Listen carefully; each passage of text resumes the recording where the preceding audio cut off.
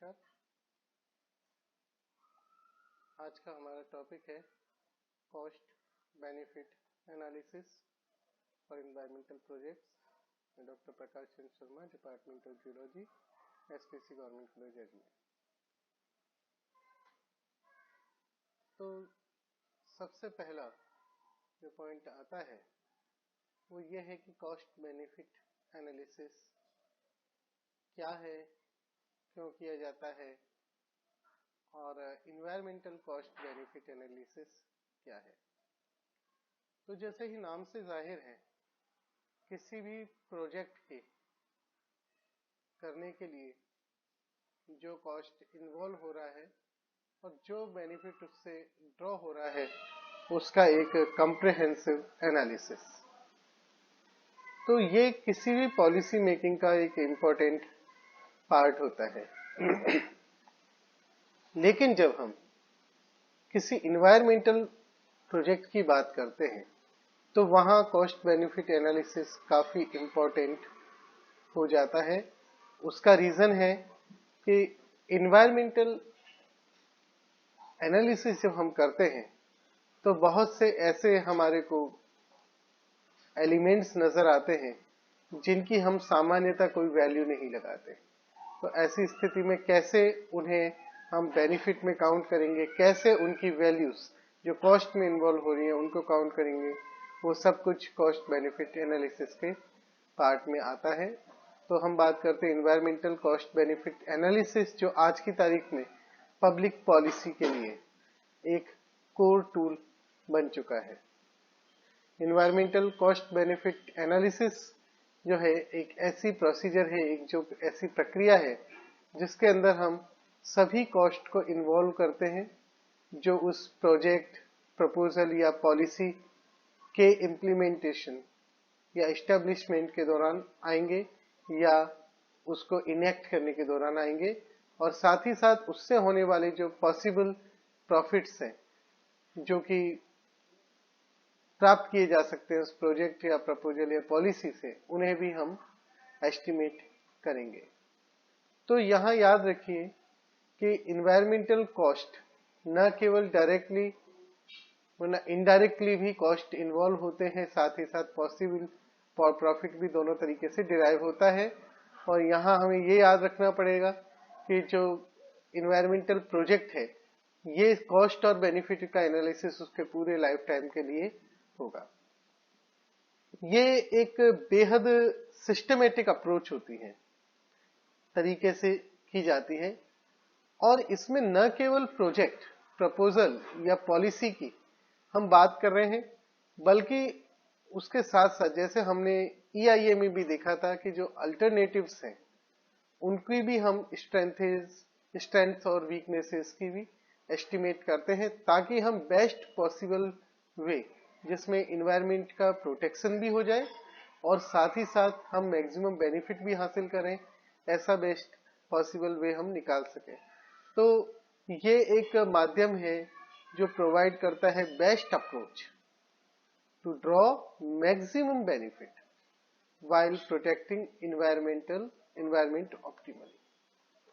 तो यहां पर दो चीजें आ रही हैं जिनको आपको समझना होगा। One is welfare, human welfare, and second environmental protection. कहीं भी हम ये नहीं कहना चाह रहे, या इस बात में ये कहीं नहीं कहा जाता, भले EIA हो, भले कॉस्ट बेनिफिट एनालिसिस हो या सस्टेनेबल डेवलपमेंट हो, इसमें कहीं भी ये नहीं कहा जाता कि ह्यूमन वेलफेयर नहीं होना चाहिए, केवल इन्वायरमेंटल प्रोटेक्शन होना चाहिए। हमेशा बात ये की जाती है कि इन्वायरमेंट का प्रोटेक्शन इस तरीके से हो, या हम ये कहें कि इन्वायरमेंट का उपयोग एक्सप्लोरेशन, एक्सप्लॉयटेशन इस हिसाब से हो कि उसमें हम इन्वायरमेंट का प्रोटेक्शन भी प्रॉपर तरीके से कर पाए और ह्यूमन वेलफेयर भी हो। यानी कि हम सीधी सी तौर पे कहें तो जो इकोसिस्टम में एक रेजिलियंस की कैपेसिटी है, यानी कि पुनः अपनी स्थिति को स्थापित करना, या सिंपल तरीके से कहें एक जो उसके लिए इम्पैक्ट है उसको एब्सॉर्ब कर पाने की जो कैपेसिटी है उस पर्टिकुलर सिस्टम में, उस कैपेसिटी के अंतर ही रहते हुए हमें वेलफेयर को अंजाम देना है।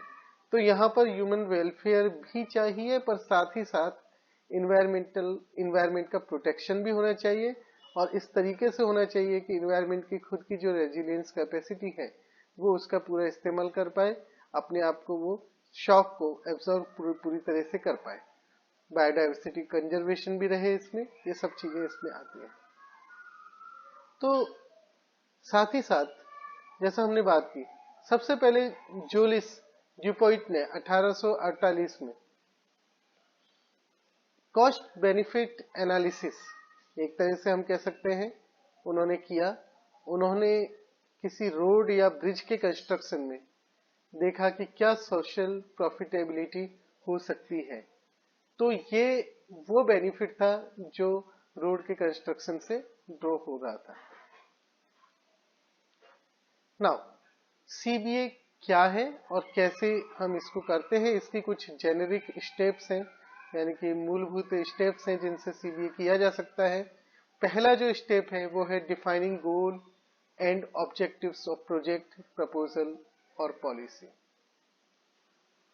इस स्टेप में जो सबसे इंपॉर्टेंट चीज आती है वो है रैशनल, मीन्स क्यों वो प्रोजेक्ट किया जा रहा है, क्यों वो प्रपोजल किया जा रहा है, या क्यों वो पॉलिसी लाई जा रही है, उससे क्या बदलाव आएगा, क्या वो बदलाव ऐसा है, क्या उसकी आवश्यकता है या नहीं। अगर उसकी आवश्यकता है तो किस तरीके के पॉसिबल उससे हम बेनिफिट ड्रॉ कर सकते हैं और किस तरीके के संभवतः उसमें कॉस्ट हमको बियर करने पड़ सकते हैं, क्या उसके गोल्स होंगे और किस तरीके से वो अचीव किया जाएगा, उसके ऑब्जेक्टिव्स क्या है। तो ये सब चीजें इसके अंदर आती हैं। तो ये एक तरह से प्रोजेक्ट की संक्षिप्त में रूपरेखा है, भूमिका है। नाउ सेकंड जो इसकी स्टेप आती है वो उतनी ही इंपॉर्टेंट है जितनी प्रथम स्टेप, जहां हम ओरिजिनल प्रोजेक्ट, प्रपोजल या पॉलिसी की बात कर रहे हैं। सेकंड स्टेप के अंदर हम उन अल्टरनेटिव्स की बात कर रहे हैं जो यदि ओरिजिनल प्रपोजल या पॉलिसी या प्रोजेक्ट अगर फिट नहीं बैठता तो उनका इस्तेमाल किया जा सकता है। तो यहां हम डिफरेंट अल्टरनेटिव्स को आइडेंटिफाई कर रहे हैं। तीसरी और जो बेहद महत्वपूर्ण चीज है वो है स्टेक होल्डर्स को आइडेंटिफाई करना। जनरली हम यहाँ एक जो व्यू लेके चलते हैं वो व्यू केवल इतना ही होता है कि हम एक पक्षीय धारणा बना के चलते हैं, केवल एक पक्ष के बारे में बात करते हुए हम प्रोजेक्ट के बारे में बात कर लेते हैं।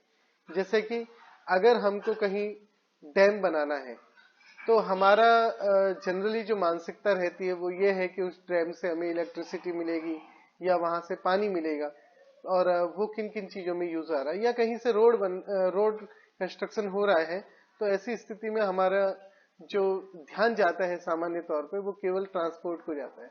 लेकिन हम कहीं भी उसमें ये ध्यान नहीं रखते कि उससे हैबिटेट फ्रेगमेंटेशन भी हो सकता है, या कहीं पर जो नेटिव पॉपुलेशन है उसका डिस्प्लेसमेंट भी हो सकता है।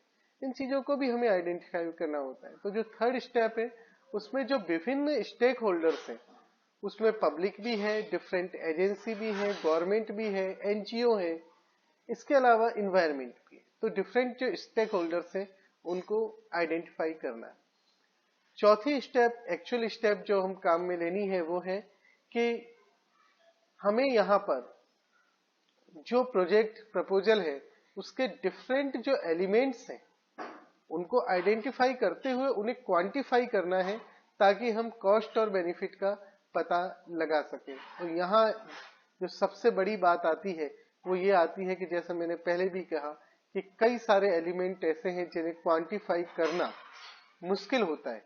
तो उन कॉस्ट को कैसे क्वांटिफाई करना है तो वो हम आगे देखेंगे। तो क्वांटिफाई करना एलिमेंट्स को ताकि कॉस्ट और बेनिफिट्स को मेजर किया जा सके। अभी ये जो हमने डिफरेंट एलिमेंट्स को क्वांटिफाई किया है, हो सकता है ये डिफरेंट यूनिट्स में हो, डिफरेंट वैल्यूज इनकी हो। जो अगला स्टेप आता है वो बेहद महत्वपूर्ण है, क्योंकि जब हम कॉस्ट और बेनिफिट का एनालिसिस करते हैं तो कहीं ना कहीं हम उसकी बात मनी के रूप में करते हैं। तो जितने भी कॉस्ट और बेनिफिट हैं उन सबको मोनिटाइज करना, उन सबको पैसे के रूप में कन्वर्ट करना और एक ही सेम करेंसी में, ताकि हम पता लगा सके कि कितना कॉस्ट और कितना बेनिफिट उससे ड्रॉ हो रहा है। इसके अलावा ये जो आप कॉस्ट और बेनिफिट का पता लगा रहे हैं ये प्रेजेंट वैल्यूज के रूप में है, लेकिन जब भी आप कॉस्ट और बेनिफिट की बात करते हैं तो प्रोजेक्ट का एक जो अपना पूरा लाइफ टाइम है उसके लिए प्रिडिक्ट करना आवश्यक होता है। तो नेक्स्ट है prediction of cost and benefit over life time. अगला जो इंपॉर्टेंट स्टेप आता है वो डिस्काउंटिंग आता है।